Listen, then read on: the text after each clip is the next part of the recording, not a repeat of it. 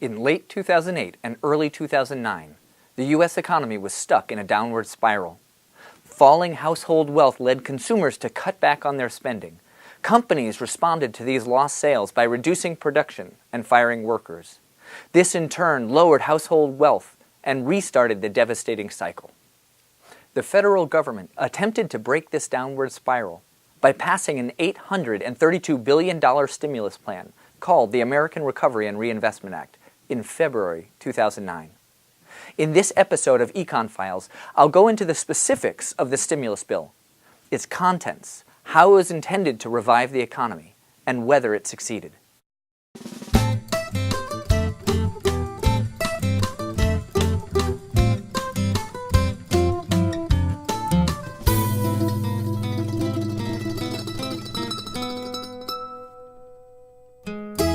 The stimulus was signed into law by President Barack Obama within the first month of his presidency and was designed to help the economy recover from the worst recession since the Great Depression. It combined increases in spending by the federal government with tax cuts for individuals and corporations. These measures, designed to be temporary, aimed to boost employment and income while simultaneously providing aid to those hurt by the recession. There were four major components of the stimulus. The first and largest component involved increased federal spending on construction projects like roads and bridges and on investments in technology associated with clean energy, the electrical grid, and health information. The second component provided targeted financial aid to the individuals most hurt by the Great Recession and to the poor. Specifically, among other initiatives, the stimulus increased the generosity of the government's payments to the unemployed, while simultaneously lengthening how long the unemployed received those payments. A third component cut taxes for both individuals and corporations. Through its Making Work Pay tax credit, for example, the federal government gave most individuals a tax credit worth up to $400, and most couples a credit worth up to $800. On the corporate side, the government gave tax relief to companies that invested in new capital equipment. The final component of the stimulus provided additional money to state and local governments, who were in the midst of firing their employees, including teachers, police, and firefighters. This money, it was hoped, would strengthen the financial positions of the state and local governments, leading them to halt the layoffs. In all, the federal government's stimulus would cost around $832 billion, or a little less than 6% of the U.S.'s GDP in 2009. Almost all of this money was to be spent between 2009 and 2012. To understand how the stimulus was supposed to revive the economy, let's first understand two broad conclusions from a long line of economics research on the impact of Keynesian interventions like the stimulus. The first major conclusion is that the impact of a fiscal stimulus depends on the health of an economy. Stimulus is effective at boosting employment and output during severe recessions, but is largely ineffective if the economy is healthy. The logic behind this can be understood in this simple graphic. When an economy is in the midst of a severe recession, its resources are not being used effectively. Workers aren't working, and machines are idle. Now, to counter this recession, suppose the government passes a fiscal stimulus that increases public spending on roads and bridges and other construction projects, what the Obama administration called shovel-ready projects. These new projects would directly employ workers and equipment that were previously unemployed and unused. This raises the economy's employment and GDP. And the impact doesn't stop there. The newly employed workers are now earning a salary, leading them to buy more stuff. Companies, noticing these additional sales, would respond by increasing their production and hiring more workers. Again, these newly hired workers would see an increase in their incomes, leading them to spend more, causing companies to further increase their production and hire more workers. This process continues round after round. As you can see, the fiscal stimulus has created a positive spiral in the economy, where each loop increases employment and GDP. Putting numbers on this, the evidence suggests that for each additional dollar spent by the government during a severe recession, the economy's output would rise by $1.50, maybe even $2. But as I mentioned earlier, stimulus is much less effective when the economy is healthy. This is because the economy's resources, both its workers and its capital, are already largely employed. As a result, if the government chooses to increase its spending on construction projects, let's say, the stimulus doesn't employ the unemployed. Rather, increased government spending largely diverts workers who were already working in the private sector to now working in the public sector. Neither employment nor output rises much, if at all. For each additional dollar of government spending, output likely rises by less than a dollar. The second major conclusion regarding Keynesian interventions is that the specific form of the stimulus affects the size of its economic impact. In particular, increased government spending is more effective at boosting employment and output than the same sized cut in taxes. The logic behind this is straightforward. When the government increases its spending, all of that increase goes towards buying products and services, boosting demand. But when the government cuts taxes on either households or companies, only a fraction of that tax cut is spent. The rest, especially during a severe recession, sits idle in some bank account and therefore doesn't boost demand. These two conclusions can now help us understand the likely impact of the 2009 stimulus. First, because the U.S. economy was in the midst of a severe recession, the stimulus's combination of increased government spending and tax cuts should substantially increase jobs and income, just as the Obama administration predicted in early 2009. Second, the increased government spending on public infrastructure should be more effective at boosting employment and income than the tax cuts given to individuals and corporations. Similarly, the increased federal transfers to the state and local governments should provide an effective stimulus because that money will likely be spent by the cash-strapped states. Okay, now knowing this, we can now turn to the data to see whether the ARRA provided an effective stimulus in reality. Since a key goal of the stimulus was to preserve and create jobs, let's see what happened on the jobs front. This graph will plot the change in employment in the U.S. over time. Starting in the beginning of 2008, the U.S. economy began to shed jobs. These job losses grew faster and faster, and by the end of 2008, the economy was losing a couple of million jobs each quarter. Then, in February 2009, the stimulus was passed. Almost immediately, the job losses slowed. By the third quarter of 2010, just about when stimulus spending reached its peak, those job losses turned to job gains. Total employment in the U.S. was rising again and would continue to rise for years, even after stimulus spending faded. So it seems that the raw data supports the idea that the stimulus boosted employment just as it was intended to do. But, to be honest, this graph isn't fully convincing because it merely shows that the timing of the stimulus dollars happens to match the timing of the economy's rebound. There were many other events happening during this tumultuous time, and it isn't clear that the stimulus caused the recovery, rather than being a coincidence. Because of this possibility, I have to turn to more sophisticated economic research to determine the impact of the stimulus on the U.S. economy.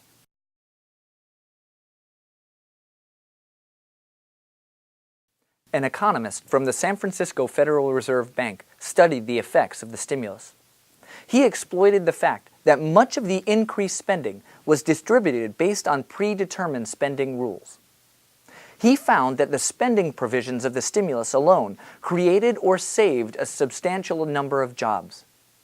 Specifically, the increased spending resulted in 2 million more jobs by the end of its first year and 3.4 million by the end of its second year than would have existed in the absence of the stimulus. This finding, that the increased spending associated with the stimulus substantially boosted employment, is consistent with other research in this area. Now, when I've discussed this result with others, I've heard the criticism that the government's spending was filled with pork barrel projects that served not to stimulate the economy, but to reward the supporters of the congressmen who drafted the legislation. This criticism, to some degree, is countered by the evidence that the stimulus was successful in boosting employment. But at least superficially, this critique seems to find support in the data, as districts represented by Democratic politicians received $95 more federal money per person than districts represented by Republican politicians. But three economists show that this superficial support fades when one looks deeper into the data. They show that the disproportionate spending on Democratic districts was almost entirely due to the fact that those districts were poorer on average and were more likely to contain dense cities. Since the stimulus aimed to, quote, assist those most impacted by the recession, end quote, i.e. poorer individuals, and devoted money to investments in public transportation, infrastructure, and healthcare, which largely reside in cities, the stimulus's goals naturally meant more money given to poorer and denser areas.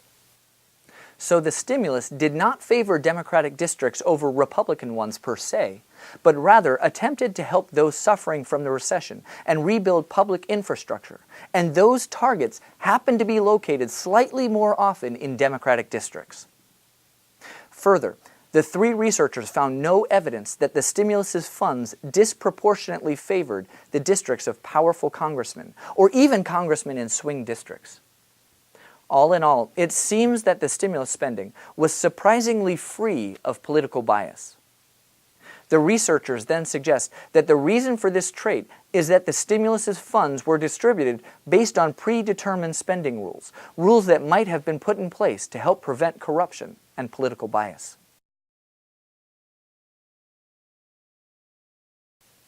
Finally, I turn to the last element of the stimulus, the raft of tax cuts to individuals and corporations. Were these tax cuts effective at stimulating increased spending and investment? This question, as it turns out, has not yet been resolved within the economics literature, so we're not sure. But this doesn't mean we can't answer smaller and still important questions. For example, did individuals believe that the tax cuts would lead them to spend more? Or, at a more basic level, did people even recognize that they received a tax credit? Three economists studied these questions. The results weren't very encouraging. They found that fewer than half of all respondents in July of 2009 even realized that they had begun receiving higher take-home pay due to the tax credit.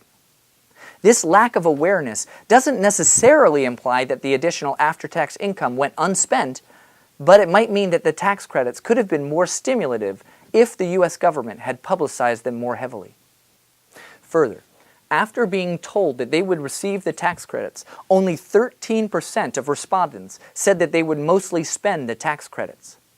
If this survey answer matched people's behavior, then it implies that the tax credits did little to stimulate consumer spending, and hence the economy. But there's evidence that people understate how much they would spend out of a tax credit in surveys, so it's possible that the tax credits given to individuals had some positive impact on the economy. Given all of this information, we can now take a step back and evaluate the American Recovery and Reinvestment Act of 2009. Both the raw data and more sophisticated econometric techniques suggest that the stimulus was effective at boosting employment and income in the U.S.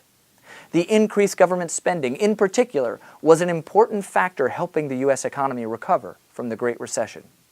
Indeed, approximately 3 million more people were employed in 2009 and 10 than would have been employed in the absence of the spending components of the stimulus.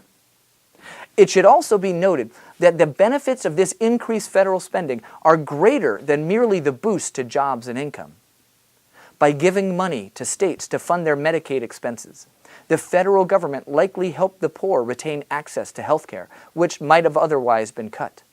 By investing in public infrastructure and clean energy initiatives, the federal government likely helped boost future GDP and improve the quality of the environment. By extending unemployment benefits, the federal government provided financial assistance to those hit hardest by the recession. The tax cuts, though, were less clearly effective in helping to kickstart the economy. This money could likely have been better spent expanding the other three components of the stimulus, or at the very least, the government could have promoted the tax cuts more loudly. Finally, there is little evidence that the discretionary fiscal spending of the stimulus favored one political party over the other, powerful congressmen over those newly elected, or congressmen in swing states over those in safe seats. This is where I would normally end, but one question still remains. If the stimulus was so successful at boosting employment and income, why don't more people believe that it was successful? Why do so many people believe that the stimulus failed even though the data suggests it was effective and a majority of economists and private forecasters agree? It seems to me that there are two main reasons for this appearance of failure, despite the facts. The first is that the top two economists in the administration wrote a report a month before the stimulus was passed that suggested that with the stimulus, the unemployment rate in the U.S. would not rise above 8%. Here is the key graph from that report. Notice the curve labeled "with the recovery plan" peaks at an employment rate below 8%. But the actual employment rate in the U.S. did rise above 8%. In fact, 8 months after the stimulus had passed, the unemployment rate hit 10%. Naturally, then, many interpreted this as implying that the stimulus had failed. This is the wrong conclusion to draw, though, because it turned out that the recession was much more severe than the two economists believed at the time they wrote the report. In fact, the unemployment rate had already climbed above 8% before the stimulus was passed, and had reached almost 9% before the first dollar of the stimulus had been spent. So yes, the economists' prediction had not come true, but that was not because of a flawed view for how the stimulus would affect the economy. Rather, the bad prediction was based on a flawed estimate of the current unemployment rate. The second reason the stimulus might appear to have failed is that the economy continued to struggle, even after the stimulus was passed. The economy's GDP growth rate remained low, and the unemployment rate continued to rise for another 8 months and stayed high for years. But this doesn't prove that the stimulus failed. It could be that the economy continued to do poorly because the stimulus, all $832 billion of it, was too small. Now, how could that possibly be true? $832 billion is obviously a lot of money. Well, $832 billion is large except when you compare it to the size of the U.S. economy and how much wealth was lost at the start of the recession. Reasonable estimates suggest that over $16 trillion of wealth was lost due to the recession. This resulted in a fall in consumption and investment on the order of $1 trillion. The stimulus, spread out over 2+ years, was then just a fraction of the amount needed to fully stabilize the economy and counter the negative economic drag on demand. Add to this the fact that in response to declining tax revenue, discretionary spending by state and local governments was plummeting.